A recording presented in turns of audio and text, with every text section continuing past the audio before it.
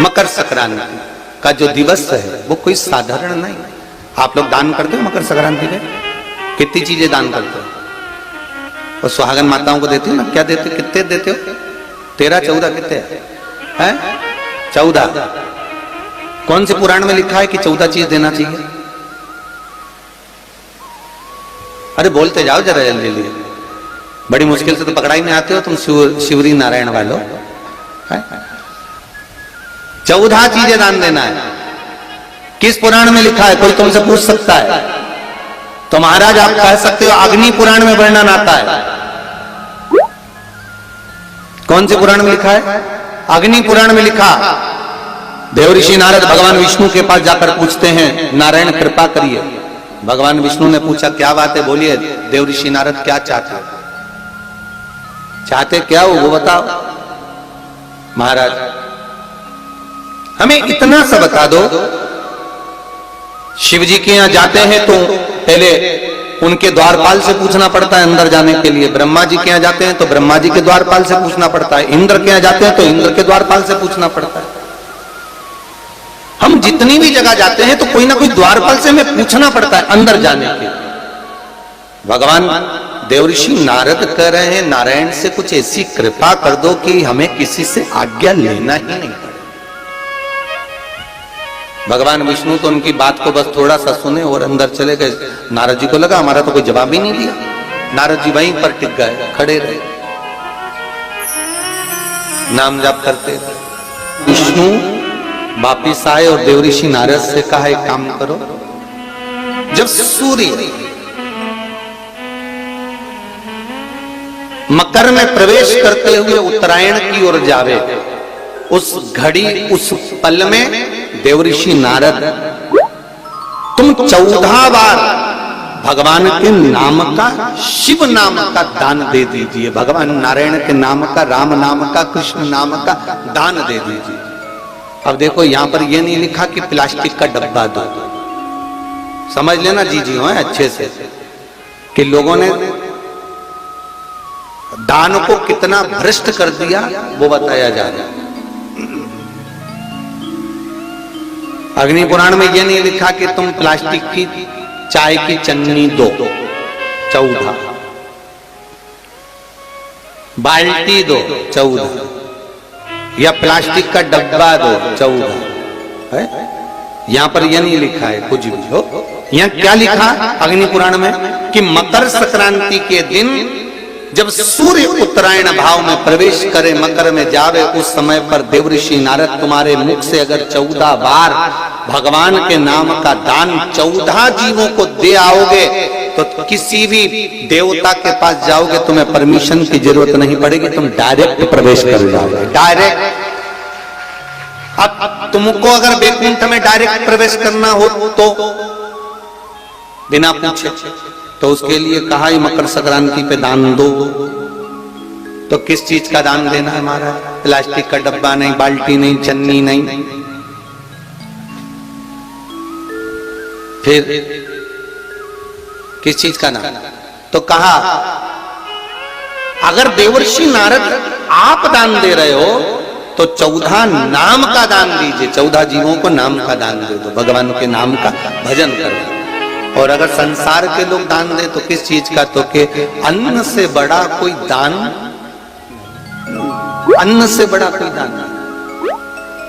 हिंदू धर्म में जो ये दिन है, अच्छा कई लोग कहते हैं कि सूर्य की उत्तरायण का क्रम है, ये क्रम है, ये पूजन का क्रम है, तिल्ली के लड्डू का क्रम है, लड्डू बना लो तिल्ली का, इसका क्रम है। पर अगर स्कंद पुराण उठाओ तो स्कंद पुराण में अगर मकर संक्रांति के क्रम को यदि पढ़ोगे तो मालूम पड़ेगा कि पूरे वर्ष में एक दिन ऐसा था जिस दिन भगवान शिव और नारायण ये दोनों, इसलिए आज भी हिंदू धर्म में गुड़ के लड्डू तिल्ली के साथ मिलाते हैं। क्यों? उसका कारण कि शंकर और नारायण ये दोनों एक ही दिन, एक ही पल गंगा का स्नान करने के लिए जाए।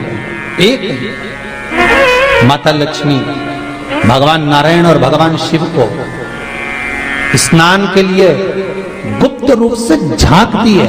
तो भगवान विष्णु ने तिरछी दृष्टि में माता लक्ष्मी को देखा तो माता लक्ष्मी को देखकर भगवान विष्णु शिव जी को देखे तो शंकर भगवान ने कहा, नारायण हमने देख लिया महारानी लक्ष्मी झांक रही है, हमने वर दे दिया कि लक्ष्मी का एक नाम गुप्त लक्ष्मी रहेगा। और आज मकर संक्रांति के दिन नारायण और शिव का दर्शन इस लक्ष्मी ने करा है। पर जो गुप्त लक्ष्मी का दान दे देगा उसके घर में कभी कोई बड़ी बीमारी प्रवेश नहीं करेगी। कैंसर जैसा रोग, किडनी और लीवर का रोग नहीं हो सकता। आज भी नियम है कि मकर संक्रांति के दिन एक लड्डू बनाया जाता है गुड़ और तिल्ली का, उसमें 1 का सिक्का 2 का सिक्का या कोई लक्ष्मी उसमें फंसा दी जाती है और लड्डू को पैक कर कर किसी मंदिर में दान दे दिया जाता है। उसको कहते हैं गुप्त लक्ष्मी, जिससे घर में कोई बड़ी बीमारी प्रवेश नहीं, वो केवल मकर संक्रांति को ही होता है। के जीवन में, गुरुजन के जीवन में अगर मनुष्य का शरीर मिला है तो अच्छे से अच्छा महंत क्यों ना हो, संत क्यों ना हो, पीठाधीश्वर क्यों ना हो, मठाधीश्वर क्यों ना हो, कोई विरक्त से विरक्त भी अगर संत है तो मानव का अगर शरीर मिला है तो टेंशन तो उसके जीवन में भी है, चिंता उसके जीवन में भी है। और अगर साधारण सा एक मानव है जो 2 रोटी खा रहा है, व्यापार कर रहा है, व्यवसाय कर रहा है, दुकान चला रहा है, हाथ गाड़ी चला रहा है, साइकिल रिक्शा चला रहा है, ठेला चला रहा है, पान की दुकान चला रहा है, एक साधारण सा व्यक्ति, मनुष्य का अगर जन्म मिला है, मानव का शरीर मिला है, साधारण से साधारण मानव को भी मानसिक टेंशन, जीवन में चिंता तो रहेगी।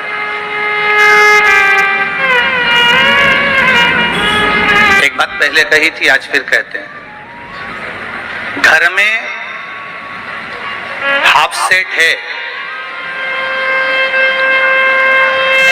घर में डिनर सेट है, भोजन का सेट, घर में सोफा सेट भी है, और घर में हीरे का सेट भी है, सोने का सेट भी है, हाफ सेट भी है, फुल सेट भी है, डिनर सेट भी है, सोफा सेट भी है। पर कितने भी सेट इकट्ठे कर लिए पर मनुष्य अपसेट है, मनुष्य सेट नहीं है। मानव जीवन अगर मिला है तो अपसेट ही है, सेट बहुत इकट्ठे कर। मानव का शरीर मिला है, मनुष्य की देह मिली है जीवन में, तो थोड़ा मानव का शरीर मिलने के बाद मानव अपसेट तो रहे। स्वयं मेरे राम जी महाराज, स्वयं मेरे राघव जी भी अगर इस मृत्यु लोक में आए हैं, मानव का शरीर अगर मिला है, मानव की देह प्राप्त हुई है, तो भगवान राम को भी चिंता रही है। अगर मेरे भगवान कृष्ण का अवतार हुआ है तो मेरे कृष्ण को भी चिंता रही है। चिंता किसको नहीं थी महाराज।